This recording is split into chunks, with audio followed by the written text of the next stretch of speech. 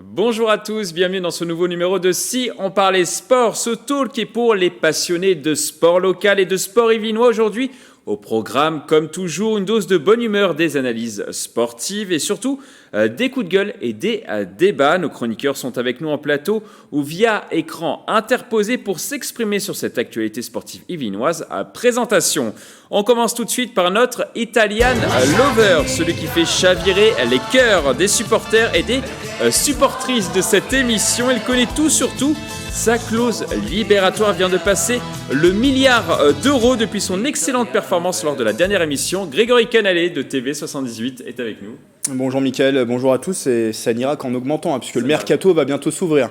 1 milliard 5 peut-être, 2 milliards, on ne sait pas. On verra. On ne veut pas trop en dire. C'est ça.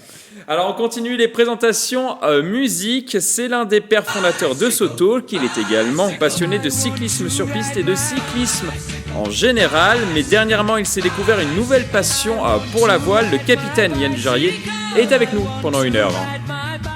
Comment allez-vous, Yann ? Bonjour Mickaël, ça va très très bien avec cette bonne chaleur là qui donne du baume au cœur. Voilà.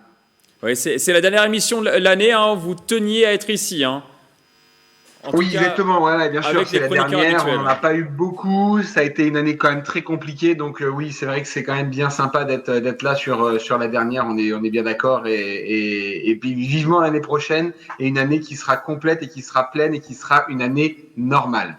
On l'espère. Alors on continue par l'un des symboles de cette émission, musique. C'est un rugbyman d'exception qui nous vient tout droit de Versailles. Il manie la langue de Molière comme personne et ça lui permet souvent de remporter des duels. Le gladiateur Pierre Chevalier du rugby club de Versailles est avec nous. Comment allez-vous, gladiateur ? Salut les amis, écoute, forme et bonheur à tous pour cette dernière émission de l'année et de la saison. Un peu comme Yann, je suis content de pouvoir un peu tourner la page et d'imaginer une saison pleine et entière la saison prochaine. Et ravi de la terminer avec vous toutes et tous aujourd'hui.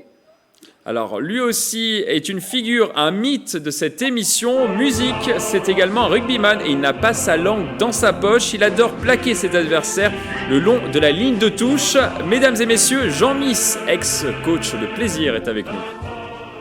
Bonjour à tous et à toutes. Bonjour Mickaël. Comment allez-vous ? Pleine forme, toujours pleine forme pour la dernière de l'émission. Et puis, vivement le retour sur le plateau aussi, c'est un peu plus sympa. On l'espère au mois de septembre, hein. C'est sûr, cette année ça a été compliqué, mais on l'espère pour le mois de septembre. Croisons les doigts. Alors on va terminer par une petite nouvelle. Musique, c'est sa 3e titularisation dans cette émission. C'est une trappiste. Elle a 22 ans, elle fait du golf au niveau amateur depuis environ 6 ans. Elle adore taper la balle blanche dans les golfs yvelinois. C'est également une blogueuse et une influenceuse sur le golf féminin. Manila Nangsana est avec nous pendant 1 heure. Hello à tous, je suis ravie de vous retrouver aujourd'hui. Manila, comment allez-vous ? Ça va et vous ? Ça va très bien. Alors pour cette dernière, qu'est-ce que vous nous avez réservé ? Du golf. Du golf. Bon, on va voir. On en parlera dans cette émission. Alors, un mot de boxe. On va tout d'abord parler de boxe. Pour commencer, elle ira aux Jeux Olympiques cet été. Maïva Amadouche, licenciée au Boxing Club de 50 ans en Yvelines avec la team Farougia, a gagné son ticket pour Tokyo dans le Grand Dôme de Villebon-sur-Yvette. La sportive de 31 ans a battu la Hongroise Kata Pribovski au point en repêchage des moins de 60 kilos à l'occasion du tournoi de qualification olympique. La professionnelle participera donc à ses premiers Jeux Olympiques. Elle sera la seule femme parmi les 5 qualifiés français sur ces Jeux au niveau de la boxe. Un avis, tout simplement, sur cette qualification. Grégory, vous suivez un petit peu le dossier depuis plusieurs semaines. On suit le dossier, bien évidemment, puisqu'elle est aussi candidate pour être porte-drapeau de la délégation française au JO. Je pense que cette victoire, en tout cas cette qualification, il y a eu une victoire, effectivement, contre une Hongroise. Je ne me risquerai pas à prononcer le nom, vous l'avez fait très bien, Mickaël. Pribovski, voilà. Donc ça montre une grande force de caractère, à mon sens, puisque on l'a su après ce tournoi de qualification olympique.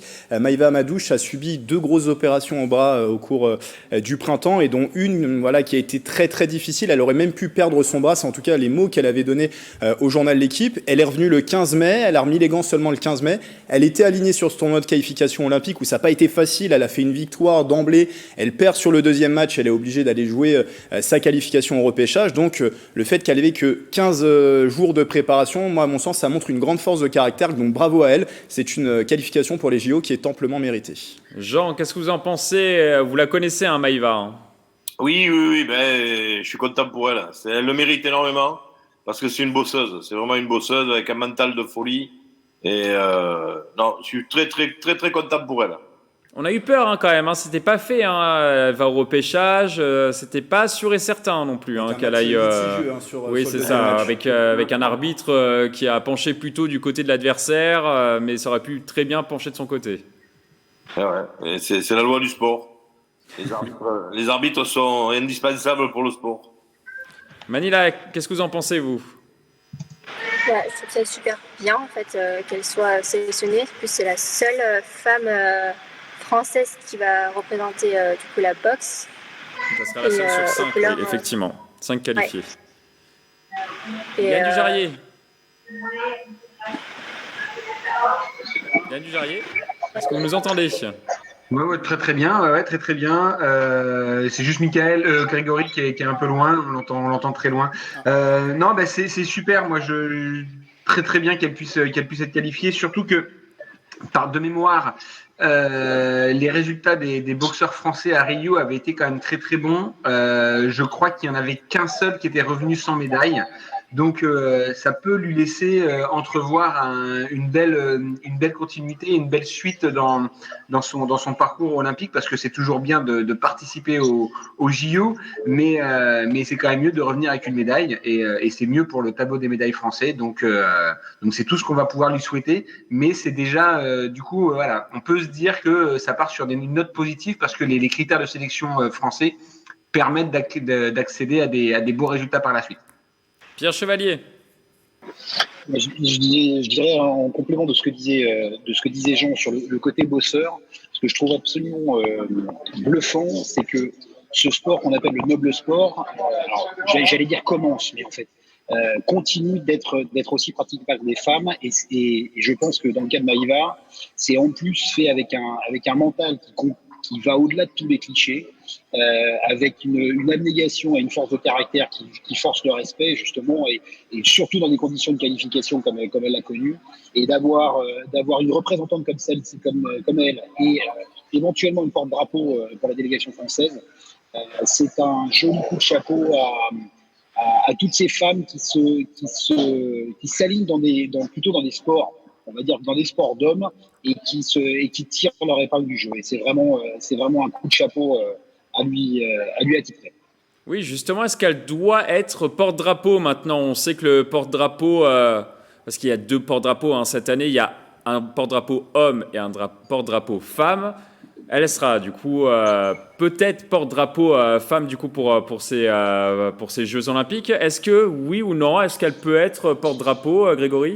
C'est possible, parce que ça a été dit, c'est déjà la seule représentante féminine de son sport, la boxe. La boxe qui a réussi effectivement aux Français en 2016. Et moi j'ai envie de vous dire, le porte-drapeau c'est aussi quelqu'un d'exemplarité. Voilà, c'est un exemple pour la délégation française. Il y aura un porte-drapeau homme, un porte-drapeau femme. Et on sait que Maïva Amadouche, on en a parlé avec Jean la dernière fois, qui la connaît bien. Voilà, c'est une première, mais son double parcours d'athlète et aussi de policière, parce qu'elle est très engagée également dans cette carrière-là, à mon sens, mériterait d'être mise en avant avec ce rôle de porte-drapeau. Donc elle le mérite amplement. Il fallait qu'elle soit au JO, puisque ce n'était pas sûr qu'elle soit au JO. Maintenant, c'est le cas. Donc on est en attente, on va dire, avec impatience de voir si c'est elle qui va être porte-drapeau féminin pour cette délégation française. Et on aura la réponse hein, dans les prochains jours. Pierre Chevalier, je crois que vous voulez rajouter quelque chose.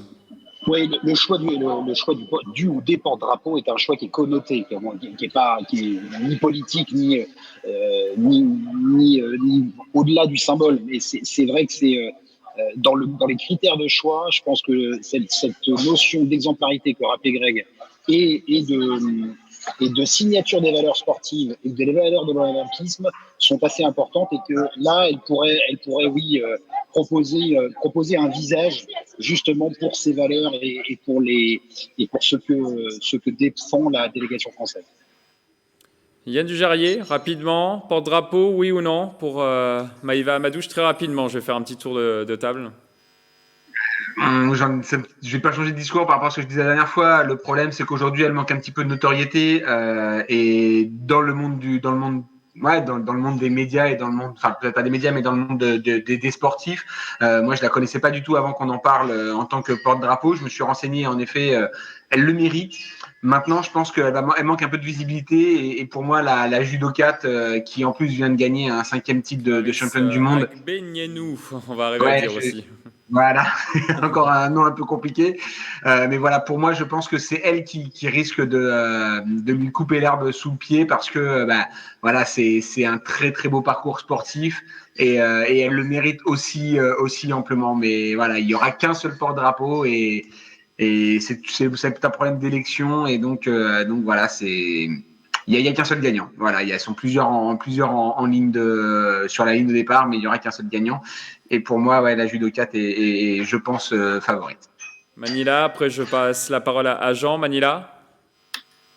Oui, je pense que oui, elle le mérite. Je rejoins un petit peu aussi Yann sur le fait qu'elle soit en manque de médias. Malheureusement, c'est un peu le problème pour tous les sports féminins. Et en plus, c'est la seule femme qui va représenter plus ou moins la discipline.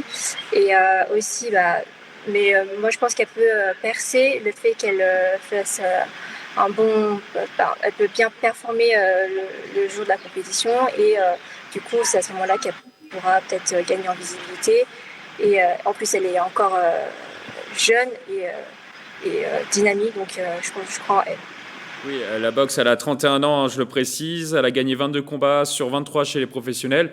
Elle a encore du temps. Hein. On sait que les boxeurs, ça peut combattre jusqu'à 45 ans, des fois 50 ans pour Mike Tyson, hein, pourquoi pas. Jean, qu'est-ce que vous en pensez très rapidement? Très rapidement. Moi, vous savez pertinemment que ma préférence va vers Maïva, bien sûr. Mais quand Yann disait qu'elle n'a pas de lisibilité par rapport à une Clarisse, je préfère dire son prénom que son nom parce que c'est plus facile. Au niveau du judo, avec ses 7 titres mondiaux. Mais quand on voit qu'avec son 5e titre mondial, on n'en a même pas parlé à la télévision dans les différents magazines sportifs, on l'a très très peu vu. Donc je pense que la représentativité au niveau du public n'est pas aussi le plus important dans cette affaire. Donc une petite préférence pour Maïva. Grégory, très rapidement. Un paramètre à prendre en question, à mon avis, pour rebondir sur ce que disait Yann, c'est que le dernier porte-drapeau français, c'était un judoka, c'était Teddy Riner au JO de Rio en 2016. Donc pourquoi pas voir aussi un autre sport mis en avant et peut-être que justement on ne choisira pas de mettre forcément le judo en avant pour cette délégation française. Alors nous allons maintenant passer au programme de l'émission. Aujourd'hui, nous allons parler des autres sportifs yvelinois qui participeront aux Jeux Olympiques. Le département des Yvelines va-t-il porter cette équipe de France au sommet? Coup de projecteur également sur le cavalier international Victor Lévesque. Il a décidé de déménager à Maisons-Laffitte pour continuer sa progression. Mais avant de développer ces thèmes, on va parler football.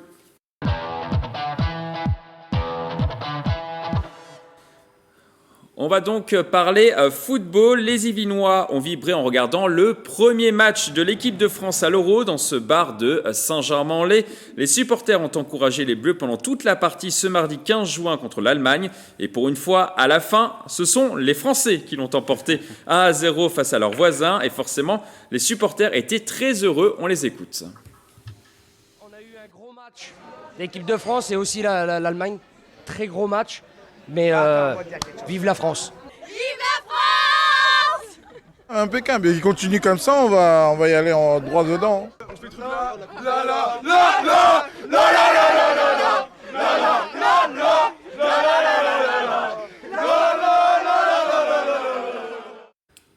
Bon, des images qui font plaisir, Pierre Chevalier, je vous ai vu sourire. Évidemment que ça fait plaisir, c'est après tellement de périodes de frustration, de 18 mois sans sport, sans public, sans connaître les stades. Et là, on a un Euro 2020 qui se joue un an plus tard.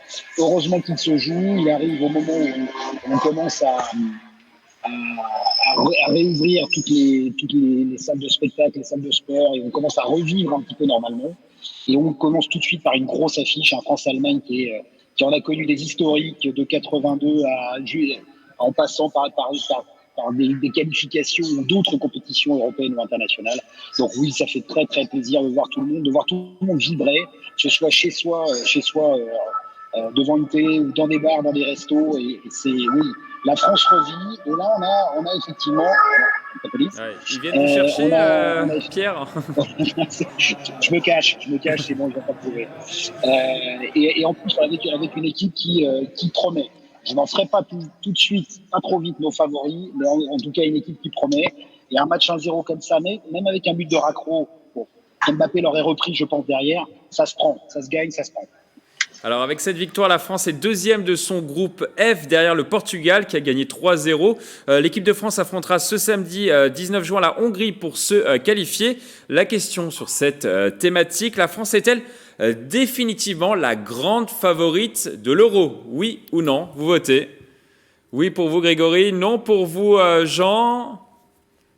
Vous êtes partagé. Pierre, partagé également pour Yann. Manila, vous êtes? Non. Alors on fait un petit duel entre vous, Jean et Grégory. Jean, vous commencez? Oui, alors moi j'ai mis le pouce à l'envers, mais je voulais pas dire, je voulais voulais pas dire non sur le point catégorie. Vous vouliez un duel avec Grégory, hein, dites-le tout de suite. Ouais, c'est parce que je voulais affronter Grégory, voilà, je voulais affronter Grégory, tout à fait. Non, je disais que c'est, voilà, on va considérer que j'ai dit non. Alors, c'est prometteur, certes. Maintenant, c'est le premier match. Et puis, on sait pertinemment qu'en France, on n'est jamais aussi mauvais que quand on est favori. Donc là, la compétition débute. Laissons cette équipe de France qui m'a l'air très sereine, qui a l'air d'avoir un jeu assez posé, avec des éléments de grande qualité. Ça, tout le monde le dit, on n'arrête pas de le répéter. Si on ne le sait pas, c'est pour être sourd et aveugle, mais parce qu'on nous l'aura pas chassé. Mais laissons-les travailler, laissons-les tranquilles, laissons-les gagner en toute sérénité. Parce que le fait de commencer à dire, avant même que ça avait commencé d'ailleurs l'Euro, que c'était les grands favoris et que même c'était déjà fait, qu'on l'avait gagné, on sait qu'en France, ça ne nous réussit pas ce genre de choses. Il y a eu un bon match hier, encore une fois, avec une grande sérénité contre l'équipe d'Allemagne, qui n'est quand même pas la dernière venue. Donc, on va dire, on peut être optimiste, mais ne vendons pas la peau de l'ours avant de l'avoir entubé. Grégory. Oui, bien sûr, c'est la grande favorite quand on regarde l'effectif de l'équipe de France. À chaque ligne, il y a les tops mondiaux à chaque fois. Alors, que dire du milieu de terrain avec Pogba, avec Kanté? Que dire de l'attaque avec ce trio Griezmann, Benzema, Mbappé hier qui a été encore très virevoltant à un moment donné, qui met une grosse vitesse à Mats Hummels. Il y a d'ailleurs peut-être penalty sur l'occasion. Il était parti avec 3 mètres de retard et il arrive quand même en avance sur la course. Après, ça ne veut pas dire grande favorite, ça ne veut pas dire forcément qu'elle va remporter l'Euro. On a vu dans des compétitions précédentes, par exemple le Portugal, si on prend l'équipe portugaise sur l'Euro 2016, les Portugais n'étaient pas annoncés favoris, ils ont fait une compétition même sans remporter, il me semble, un match dans les 90 minutes, et au final ils s'imposent face à la France en finale. Ils n'étaient pas donnés favoris et pourtant ils ont remporté cet Euro. Donc ça ne veut pas dire oui elle est favorite, ça ne veut pas dire forcément qu'elle va remporter cet Euro. Maintenant le sentiment que j'ai eu moi sur ce match, c'est pas l'équipe qui m'a le plus impressionné sur ce premier tour, mais c'est l'équipe en tout cas qui est la plus sereine. Ça c'est vrai, je suis d'accord avec ce qui a été dit. On a le sentiment quand même que cette équipe de France, elle peut jouer pendant 3 heures sans encaisser de but. C'est le sentiment vraiment que moi j'ai eu hier, parce qu'elle a laissé le jeu à l'Allemagne. Si on regarde les chiffres du match, l'Allemagne a eu 59% de possession de balles, 10 tirs dont 6 cadrés pour les Allemands, seulement 4 côté français. Donc elle a laissé le jeu aux Allemands. C'est clairement pas une équipe de France qui va forcément avoir le jeu à son compte. Maintenant, quand elle a le ballon, elle est létale, elle sait placer des attaques très précises, et donc c'est plutôt ça moi que je retiens. C'est une équipe de France sereine et qui en plus n'encaisse pas de but. On va voir si elle va au bout de cette compétition, mais en général les équipes qui défensivement sont très solides vont au bout des compétitions. Manila, qui vous a convaincu? Je donnerai la parole à Yann Dujarier ensuite. Moi, quand j'ai voté non, en fait, je voulais mettre mitigé, parce que c'est vraiment à voir. Comme moi. Ouais, voilà, c'est ça. Comme Jean. Et qui vous a convaincu alors? Je pense que c'est Jean. Ah ouais, voilà. Jean m'a convaincu. Ouais, c'est normal. C'est plus Jean, pourquoi alors du coup? Oui, parce que là, le match vient de du coup, on vient de gagner, on vient de commencer, du coup, on a gagné, donc du coup, c'est à voir avec les prochains matchs. Mais je me suis dit, on y croit. Ne nous enflammons pas pour Manila. Yann Dujarier, je donnerai la parole ensuite à Pierre. Je sais que vous voulez tous réagir sur la question. Yann Dujarier. On a fait le match qu'il fallait faire. Contre les Allemands, faut savoir que les Allemands jouaient quand même à domicile. En plus, on a quand même fait un match à 12-13 contre 11. Parce qu'ils avaient le public et en plus ils avaient l'arbitre avec eux. Je pense qu'on a vraiment fait le match qu'il fallait et contre une équipe qui avait la capacité de prendre le jeu en main. Voilà, on a montré que défensivement on était là, il y avait rien à faire pour pouvoir passer cette défense. Ce sera complètement différent contre des équipes où l'équipe de France devra prendre le jeu à son compte et la grande force de cette équipe de France, c'est qu'elle est capable de prendre justement le jeu à son compte, contrairement à l'équipe de 2018 qui on était champion du monde en 2020, c'est ça? 2018, avec les années qui... Les années passent si vite, Yann Dujarier. Ouais, on est perdu. Enfin voilà, quand on était champion du monde, on avait une équipe qui était très forte défensive et qui ne jouait que en contre-attaque. C'était un petit peu ce qui s'est passé hier, mais ce ne sera pas le cas sur tous les matchs. Il va y avoir des matchs où la France sera capable de prendre le jeu à son compte et Karim Benzema fera une grosse différence à ce moment-là sur les mouvements et apportera le plus qui manquait lors des dernières compétitions. On a un milieu de terrain qui est juste énorme. Voilà. Moi, je pense que c'était la meilleure manière de commencer cet Euro, voilà, de gagner sereinement. C'est vraiment le mot qui reste quand on regarde ce match, serein. Maintenant, on a encore beaucoup à prouver, beaucoup à montrer. Je pense que le match de samedi devrait être là pour confirmer ce qui s'est passé sur le match d'hier. Et après, ça va dérouler. De toute façon, une chose est sûre, c'est que toutes les équipes nous redoutent. Ça, c'est la raison pour laquelle on peut dire que la France est favorite de l'Euro. C'est que, en effet, tous les entraîneurs des équipes adverses ne veulent pas nous rencontrer tout simplement. Donc, on est obligé de partager la parole, hein, Yann. Je sais que vous êtes passionné. Je vais faire le Suisse là-dedans parce que je suis un peu d'accord avec tout le monde. J'étais plutôt team Jean sur le côté ne nous enflammons pas au départ. J'en retiens la sérénité dont a parlé Greg et la crainte qu'inspire l'équipe de France à toutes les autres dont parlait Yann. Parce que je retiens une action notamment avec cette capacité de l'équipe de France, au-delà de la sérénité, à inverser le cours du jeu et à prendre le match à son compte et surtout à tuer le match sur le but refusé à Karim Benzema avec l'arrêt cube de Paul Pogba qui a été stratosphérique sur toute la rencontre, qui fait jouer après en 1-2 Mbappé et Benzema et qui se trouve quasiment les yeux fermés avec en plus l'altruisme d'Mbappé qui donne le but. Il est refusé pour hors-jeu qui est vraiment pas énorme, mais cette action-là, ça montre à quel point l'équipe de France est, au-delà de sa sérénité, capable de prendre le score à son compte et de tuer un match en une action. Et ça, pour le coup, c'est extrêmement prometteur. Laissons-leur un statut d'outsider et puis en gros, certes, ils sont champions du monde en titre, mais un statut d'outsider, pour l'instant un peu caché, ça va être de moins en moins possible de le faire. Et attendons de voir ce que va donner le Portugal sur ses premiers matchs jusqu'au France-Portugal.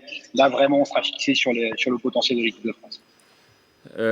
Tout simplement, qui sera le principal adversaire des Bleus, du coup, sur cette Euro? Grégory. Si on s'en réfère au premier match qu'on a vu, on a vu une Belgique très solide qui a fait un match vraiment plein face à la Russie avec un Romelu Lukaku, l'attaquant belge, qui est vraiment avec un doublé de Lukaku, qui d'ailleurs avait fait un beau message à Eriksen, son coéquipier à l'Inter, qui est aussi l'une des images malheureuses de ses premiers matchs. Et l'autre équipe, moi, qui m'a pas mal plu, c'est l'Angleterre dans la solidité aussi face à cette Croatie. On sait que c'est un match difficile pour les Anglais qui a été remporté 1-0 par l'Angleterre avec un but de Raheem Sterling. Mais l'Angleterre, moi, ça me paraît pas mal. Ça me paraît pas mal aussi pour pouvoir, on va dire, déstabiliser un peu cette équipe française. J'attends de voir un peu plus du Portugal. Le Portugal hier qui, s'est imposé 3-0. Alors hier, à l'heure où on enregistre cette émission, parce qu'on l'enregistre en ce mercredi 16 juin, mais ils ont marqué les buts dans les 10 dernières minutes. Ça s'est décanté sur la fin de la rencontre, avec un Cristiano Ronaldo qui en plus est devenu le meilleur buteur de l'histoire de l'Euro avec 11 buts. Donc pour le moment, oui, les deux équipes que je retiens sur ce premier tour, c'est la Belgique, c'est l'Angleterre, et allez, pour le cœur, je place aussi l'Italie qui a fait aussi une belle entrée en matière dans cet Euro. 3-0 contre la Turquie, somptueuse victoire de l'Italie. Yann Dujarrier. Est-ce qu'il y a, vous avez un favori autre que la France? Je ne sais pas, rapidement. Moi, vous posez la question à moi, un favori autre que la France, mais c'est même pas possible que je vous donne un autre nom. Je peux pas. C'est pas dans mes gènes, c'est pas dans. Voilà, moi, sanguin, je suis français, c'est tout, c'est comme ça, il n'y a pas d'autres possibilités. Je ne peux pas donner un autre pays, c'est pas. On va passer la parole à Jean, alors, du coup. Jean. La Belgique, pour moi, la Belgique. Je rejoins Greg, ils m'ont fait forte impression. Manila, rapidement. Ils ont faim. Je pense la France. Que la France pour vous aussi. Et Pierre, rapidement. France, Belgique, Angleterre, j'avais le même tiercé que Greg et Jean. Alors, je précise quand même que cette victoire est un peu grâce à la préparation de l'équipe de France, la préparation qui s'est passée à Clairefontaine, dans les Yvelines. Est-ce que ça a joué, Grégory ? Non, mais on sait le lien de l'équipe de France avec les Yvelines. Non, je ne sais pas si ça a joué. C'est vrai que Clairefontaine, vous y avez déjà été, Mickaël. En tout cas, c'est des installations vraiment de très très haute qualité. C'est un petit écrin dans les Yvelines, à l'abri, on va dire, des médias, même si les médias peuvent y rentrer. Mais on sait, Clairefontaine, ça a été le berceau des gros succès des Bleus. Le succès des Bleus en 98, où ils ont totalement préparé cette Coupe du Monde à domicile à Clairefontaine. Ça a failli être le cas pour l'Euro 2016, et malheureusement, il y a eu cette défaite face au Portugal en finale. Et bien sûr, la Coupe du Monde 2018, même si elle s'est jouée en Russie, la préparation s'est faite à Clairefontaine. Je pense que c'est un paramètre quand même qu'il faut prendre en compte, cette ville de Clairefontaine, ce village même qui a l'avantage d'être à proximité de Paris, mais assez éloigné pour éviter, on va dire, la foule, même si elle s'y presse pour les entraînements de l'équipe de France. Alors on souhaite évidemment bon courage aux Français pour la suite de leur parcours, et surtout une victoire contre la Hongrie qui permettrait sûrement à l'équipe de France de se qualifier pour ses huitièmes de finale de l'Euro. On va maintenant parler golf. Antoine Rosner n'a pas démérité lors du Memorial Tournament début juin. Le golfeur du Racing Club de France à la Boulie termine à une très belle 18e place du prestigieux tournoi américain. Il a bouclé son dernier tour en +2 au-dessus du par, mais il peut nourrir quelques regrets. Il a réalisé un bogey au trou numéro 2 et un quadruple au numéro 3. Les Vinois terminent finalement au même niveau que les cadors du circuit comme Bryson DeChambeau, Rory McIlroy. Le tournoi a lui été remporté par l'Américain Patrick Cantlay. Antoine Rosner devrait maintenant revenir en Europe pour la suite de sa saison. La question sur ce thème, après 2 cuts manqués sur ses premiers tournois aux États-Unis, au Byron Nelson et à l'USPGA, la carrière américaine d'Antoine Rosner est-elle définitivement lancée, oui ou non, après cette belle 18e place? Dubitatif pour vous, Yann Dujarrier? Oui, bon, tout le monde est plus ou moins d'accord. Manila, qu'est-ce que vous en pensez? Vous êtes un peu notre spécialiste golf avec Pierre. Je pense que j'ai pas mal d'amis qui ont déjà joué avec Antoine, et je pense que déjà il joue très très bien. Être dans les top 1, c'est mérité. Après, c'est à voir parce qu'on n'a pas beaucoup de Français sur le circuit américain. Mais après, il y a Victor Pérez également. Oui, après voilà, il y a Victor Pérez, mais il n'y en a pas beaucoup. Mais dans le cas, c'est vraiment à voir personnellement. Pierre Chevalier. Ce qu'il faut retenir pour Antoine, c'est que malgré le fait qu'il soit né dans une famille de golfeurs, historique du RCF La Boulie, au début, il ne se destinait pas à être joueur, ni amateur, ni professionnel. Il a testé d'autres sports avant de s'y mettre. Et puis après, peut-être que la génétique et Oui, c'est l'héritage familial, si j'ai bien compris, chez Antoine Rosner. Exactement. Claude et Laurent, ses parents sont des très bons golfeurs. Laurent joue dans les équipes dames de la Boulie. Claude joue très bien aussi. Et il y a des frères aussi qui jouent pareil, qui jouent dur et fort au golf. Mais donc ce qu'il faut retenir, c'est sa fraîcheur par rapport à une carrière de golfeur et un talent naturel à manier la balle avec un club de golf qui est assez étonnant. Il a une expérience en universitaire aux États-Unis, donc ça va jouer. ça va jouer dans la découverte du circuit américain. Et puis il a une envie de jouer qui n'est pas encore trop pervertie par quoi que ce soit, par des gains ou par des entraînements ou par des saisons difficiles. Et c'est un talent brut du golf. C'est vraiment un bon joueur de golf. Et là, on a la possibilité d'avoir vraiment une jolie pépite qui va éclore à côté de Victor Pérez sur le circuit américain et de tous ceux qui se sont essayés un temps là-bas. Mais il faut retenir que assez vite, malgré les deux cuts loupés que vous avez rappelés, en fin d'année dernière, il a eu quand même 2 victoires assez probantes, et notamment dans le championnat du monde de match-play, déjà en se frottant aux meilleurs comme Bryson DeChambeau. Donc on a, là aussi, on en parle souvent, il faut laisser le temps à ces joueurs de maturer et puis de performer. N'en faisons pas trop vite, là pour le coup, des porte-drapeaux et des futurs champions. Mais Antoine a le potentiel et le mental et il est bien entouré. Il est désormais bien entouré pour pouvoir performer, que ce soit sur le circuit américain ou sur le tour européen. Grégory, qu'est-ce que vous en pensez? Il est 64e joueur mondial actuellement, 2e meilleur français. Qu'est-ce que vous en pensez tout simplement? Est-ce que ça y est, c'est lancé, il pourra s'inscrire sur la durée sur le circuit américain? Je le pense, j'en suis convaincu, et d'autant que la dernière fois sur ce plateau, lorsqu'on a parlé d'Antoine Rosner, on parlait effectivement de ses débuts peut-être un peu ratés sur le circuit américain. Finalement, on voit qu'il a su déjà se relever. C'est des premières expériences sur ce circuit américain. Pierre parlait de ses 2 victoires de l'année dernière, donc il poursuit tranquillement sa carrière. Je pense qu'on lui a peut-être mis un peu trop de pression après sa victoire contre Bryson DeChambeau, qui avait fait grand bruit lors des championnats du monde de match-play. Voilà, c'est une suite logique de sa carrière. Je pense que c'est une bonne lancée pour débuter sur le circuit américain. Là, il va revenir sur le circuit européen qu'il connaît très bien. Donc on est en attente de voir ce qui va se passer par la suite. Ouais. Jean. N'oublions pas pardon, je te coupe, Jean. Je vole encore la parole. Vous réglerez ça plus tard. Que le circuit américain, c'est ultra dur. C'est ce qui se fait de mieux sur la planète golf.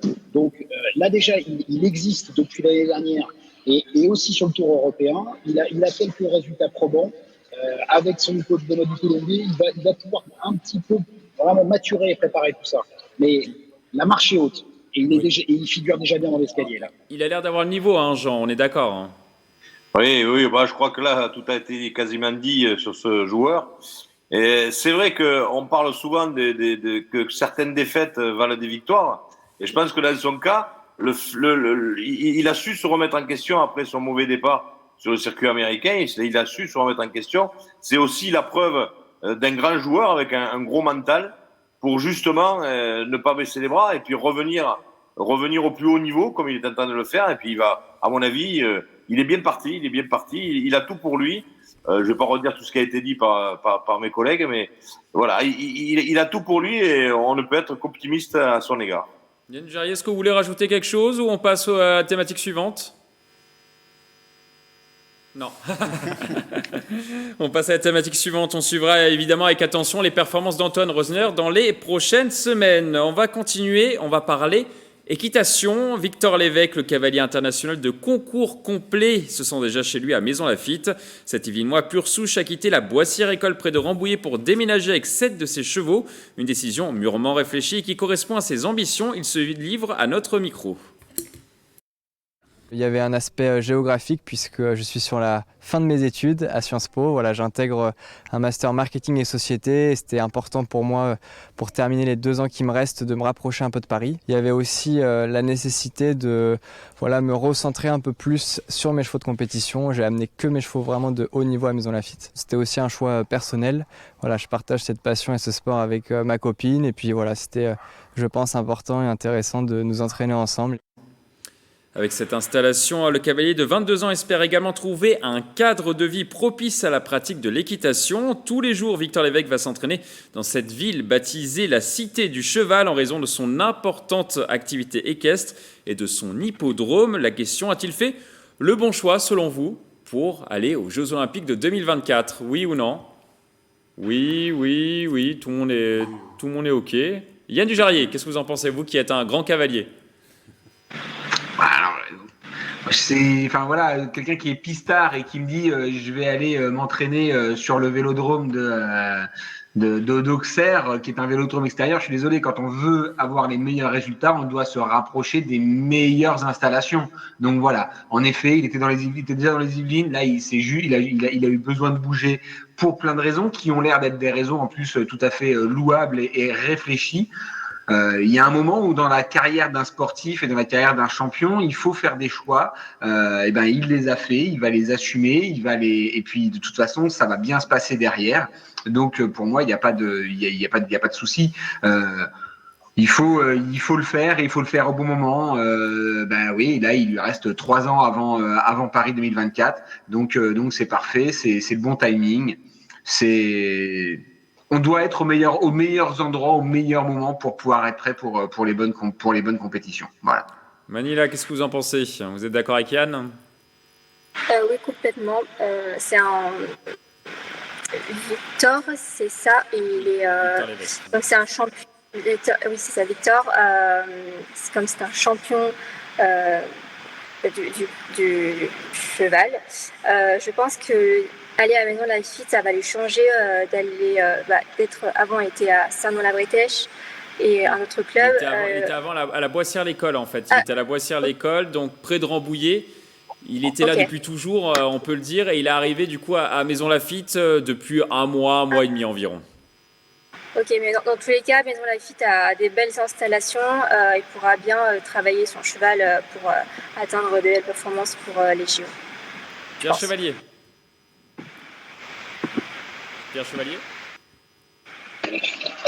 Ce qu'il faut noter, je pense chez lui, c'est le choix réfléchi de la tête et du sport et du physique. C'est-à-dire qu'à priori, il mène des études de front aussi, plutôt de haut et bon niveau. Donc il a la tête et les jambes. Et le choix de Maison Lafitte est un choix, à mon avis, à la fois mûrement réfléchi et assez judicieux, parce qu'au-delà des installations spécifiques équestres, il aurait pu aller peut-être à Chantilly où ça aurait été aussi équivalent, sauf que il voulait se rapprocher de Paris pour pouvoir lier l'utile à l'agréable, les études à l'entraînement. Et en plus, Maison Lafitte est une ville résidentielle extrêmement agréable et qui, je pense, apporte calme et sérénité pour des champions qui se préparent. Donc extrêmement un bon choix, judicieux et on espère gagnant pour 2024. Maison Lafitte qui aurait plus de chevaux que d'habitants, selon la légende. Jean, qu'est-ce que vous en pensez? Oui, très bien, oui, très bien. Vous faites du poney à Maison Lafitte? S'il est vraiment bon, est-ce qu'il a des tuyaux sur le prochain quintet?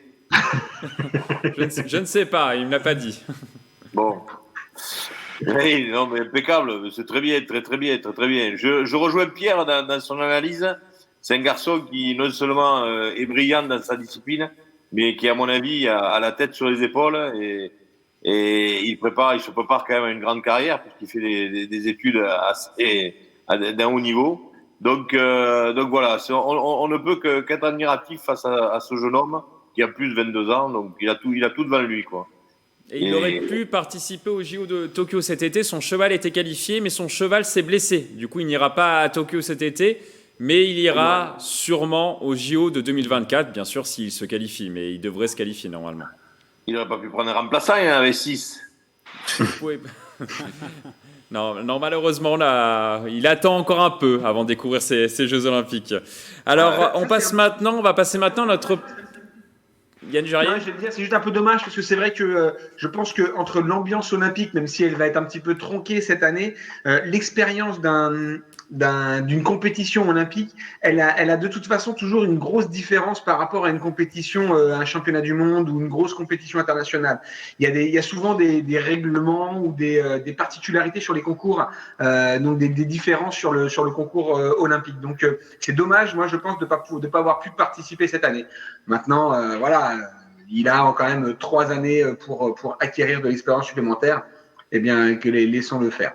Et il est très jeune pour un cavalier, 22 ans seulement. Ouais, Grégory. Je voulais juste ajouter quelque chose, que toutes les choses, on va dire, intéressantes ont été dites. À mon sens aussi, ça lui permet de sortir de sa zone de confort, des installations qu'il connaissait très bien, la Boissière-École, et à 3 ans aussi des JO, de se remettre aussi un petit peu en question, de venir dans ces installations qui sont vraiment au top pour préparer ce genre de compétition, les JO qui se dérouleront en plus dans le parc du château de Versailles pour l'épreuve d'équitation. Je pense que c'est aussi intéressant de pouvoir se remettre en question et de sortir de sa zone de confort. Il quitte un petit peu son cocon familial qu'il avait là-bas là-bas, du coup, à côté de Rambouillet. On va passer maintenant à notre page débat.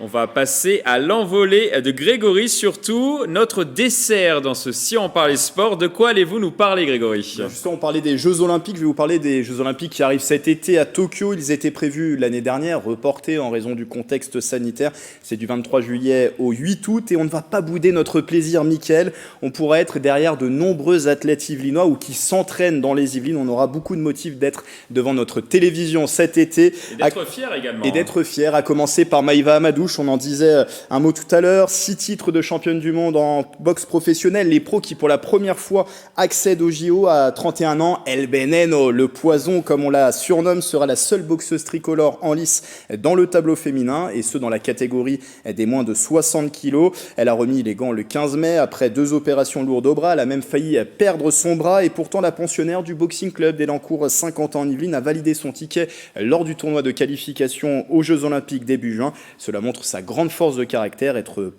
porte-drapeau serait même pour elle la cerise sur le gâteau. Et Guillaume Chen, lui, sera revanchard. Le judoka a manqué d'un rien à la sélection pour Rio en 2016. À 34 ans, le licencié du COS de Sartrouville semble être arrivé à maturité. Numéro 1 dans sa catégorie, celle des moins de 73 kilos. Il a été préservé lors des tout récents mondiaux début juin. Et Guillaume Chen arrivera en grande forme pour le tournoi. Revanchard aussi de ses dernières contre-performances. Élimination dès le premier combat au championnat d'Europe, tout comme lors du dernier Grand Slam à Kazan. Mais une 5e place plutôt dans la saison au Grand Slam en Ouzbékistan. On n'oublie pas bien sûr que l'Yvelinois a été double vice-champion du monde en 2018 et 2019. Elle dévoile son objectif, un podium olympique. La rameuse Claire Beauvais sera également de la partie à Rio. Nous l'avons croisée lors d'un entraînement à l'association sportive Mantes, son club. Alors, grâce à son athlète de 23 ans, déjà cadre de la sélection, l'aviron français a effectivement de belles chances de briller au Japon. Les derniers résultats sont en plus au rendez-vous. 3 en 2 de couple poids léger aux régates de Lucerne avec Laura Tarantola. Bronze en skiff poids léger au dernier championnat d'Europe. Je crois que c'est une épreuve que vous appréciez, le skiff poids léger. Ah oui, il me semble, Mickaël. C'était en Italie, ces championnats d'Europe. Victoire en double poids léger en Coupe du Monde à Zagreb. La dynamique est donc au rendez-vous pour cette surdouée du sport qui aurait pu même être triathlète de haut niveau. Justement, en triathlon, les Yvelines sont aussi sur le devant de la scène, hein, Grégory. Comment ne pas parler du triathlon, Mickaël, sans doute l'une des principales chances de médaille française aux Jeux Olympiques. 3 triathlètes du club de Poissy figurent parmi les tricolores. Cassandre Beaugrand, 30e à Rio il y a 5 ans. Et Dorian Coninx, 36e pour sa part au JO 2016. Et Léonie Perriot, 26 ans, qui disputera ses premiers Jeux Olympiques. Tous peuvent performer individuellement, mais c'est surtout dans le relais mixte par équipe que l'équipe de France est attendue. Elle qui glane tous les titres mondiaux de ces dernières saisons. L'objectif affiché, une médaille d'or dans cette épreuve. Je vois sourire Yann Dujarier. Il y a également du cyclisme, le cyclisme qui pourrait briller sur ces Jeux Olympiques. Et d'abord la sélection piste, très jeune, 21,8 ans. Ça, c'est la moyenne d'âge de l'équipe de France de cyclisme sur piste pour ces JO, c'est dire. Mais ce n'est pas un problème. Mathilde Gros, Ryan Elal, Sébastien Vigier et Florian Grengbo ont tous brillé sur la scène internationale dans les catégories juniors. Alignés sur le Keirin, on commence par Ryan Elal, 22 ans, la vitesse individuelle aussi et la vitesse par équipe. Il a été champion d'Europe de la vitesse junior en 2017. Il a même fait le triplé en espoir l'année suivante. Vitesse par équipe, vitesse individuelle et Keirin. Lui aussi est inscrit dans les 3 épreuves. Sébastien Vigier a également à seulement 24 ans et déjà le plus expérimenté de cette sélection. En 2017, il était sacré champion d'Europe de la vitesse par équipe et aussi en individuel. Enfin, Florian Grengbo complète cette équipe de France masculine.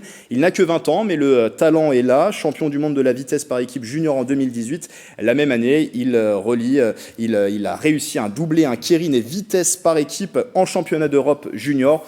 Et que dire de Mathilde Gros, championne d'Europe du Keirin en 2018 et 2019. Elle aussi est attendue sur la vitesse individuelle. C'est une épreuve pour laquelle elle avait glané une médaille de bronze au championnat du monde en 2019. Alors, tous ne sont pas yvelinois, bien sûr, mais s'entraînent, bien sûr, dans les Yvelines, dans ce vélodrome national de Saint-Quentin en Yvelines, où est également installé le siège de la Fédération française de cyclisme. Alors, tout comme l'équipe de France de BMX. Tout comme l'équipe de France de BMX, autre grand espoir des médailles françaises, on va dire. L'entraîneur Julien Sastre parle même de quinte flush royal pour ces 5 athlètes sélectionnés.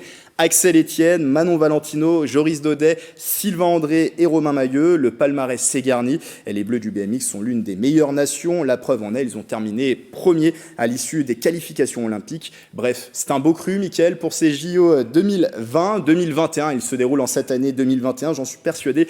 Les Yvelinois vont faire briller la France à Tokyo cet été. Alors je sais que je suis mauvais en pronostic, attention, je sais que mes camarades vont rigoler là-dessus, mais la qualité et les espoirs sont là, aux athlètes maintenant de nous faire rêver. Attention, Grégory a prédit également une victoire de la France à l'Euro aussi, en début de compétition. Faites attention à vos pronostics. Donc, combien de médailles vous avez un pronostic ou pas en termes de médailles, Grégory? Au moins, allez, là, je disais médaille d'or au moins pour les triathlètes, ça c'est l'objectif affiché et on va partir sur un objectif de 5-6 médailles. Est-ce que vous êtes d'accord avec Grégory? Oui ou non? 5-6 médailles au JO. Est-ce que les Yvelines vont porter cette délégation française? Oui pour vous quatre, du coup, qui êtes en visio. Yann Dujarrier, qu'est-ce que vous en pensez? Déjà, est-ce qu'en cyclisme, on va avoir des médailles? Moi, je suis ultra chauvin, donc de toute façon, voilà, bien sûr que je souhaite voir les Français briller. Une dizaine de médailles d'or par les Yvelinois. Et alors si ce sont en plus des gens qui s'entraînent ou qui sont originaires des Yvelines, bien sûr que ce sera formidable. On pourra aller les côtoyer et les rencontrer quand ils seront revenus avec les médailles autour du cou. Voilà, bien sûr que moi mon principal souhait, c'est de voir l'équipe de France de vitesse de cyclisme sur piste remporter une médaille. Ça c'est vraiment un souhait. Mathilde, elle a largement les capacités d'être sur le podium en kérine.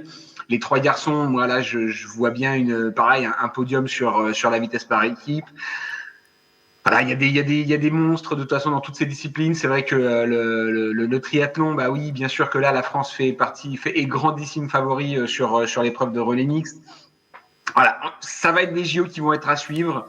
Je suis content d'être à la maison au mois d'août. Moi, je vais partir en vacances au mois de juillet. Je vais pouvoir passer un peu de temps et avec le décalage horaire, profiter au maximum des retransmissions et de ce sport et du sport en général qui va pouvoir être visible et c'est un grand plaisir de pouvoir voir cette fête.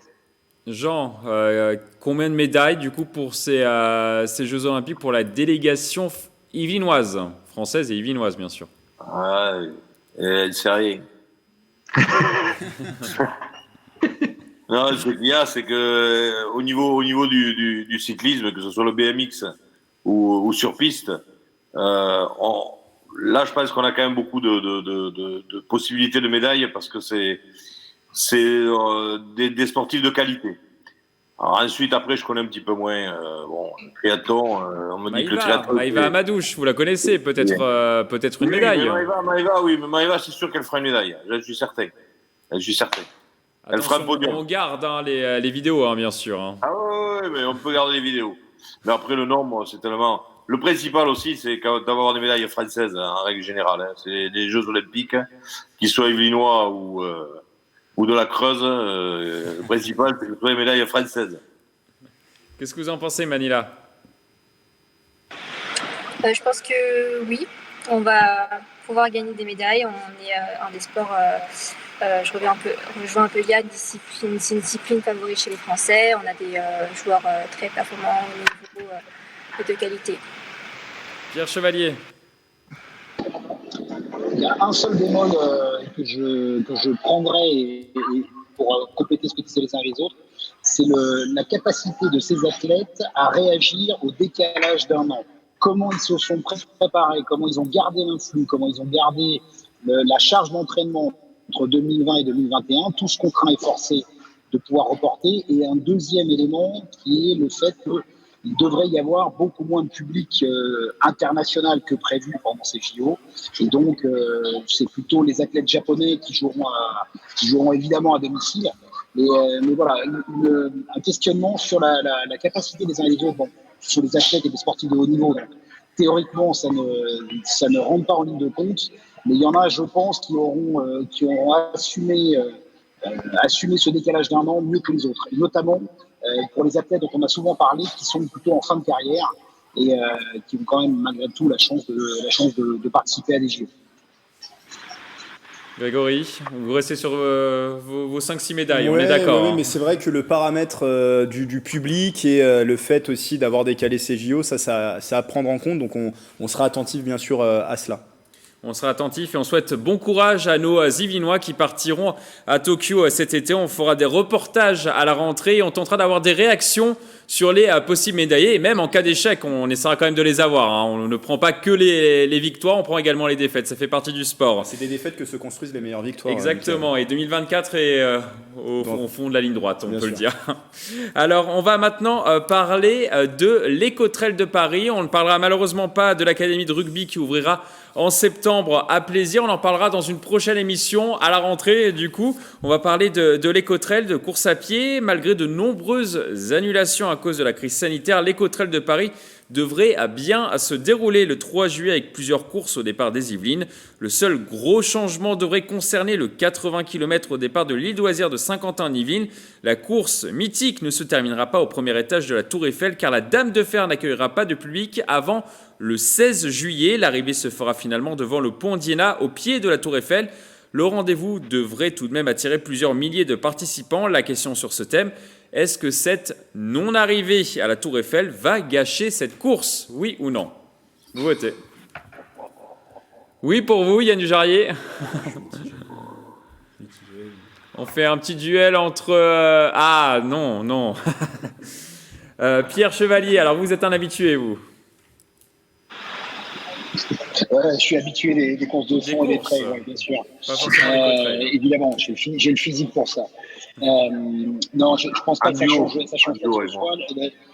Voilà, l'essentiel de la course se joue bien avant. Il y a certes un côté un petit peu clinquant et un petit peu chaud de l'arrivée à la Tour Eiffel, mais pour avoir non pas couru cet événement, mais l'avoir suivi avec des potes, c'est en plus une arrivée qui pas d'autre mot, qui achève bien les coureurs, de pouvoir montrer, de devoir monter les marches de la Tour Eiffel.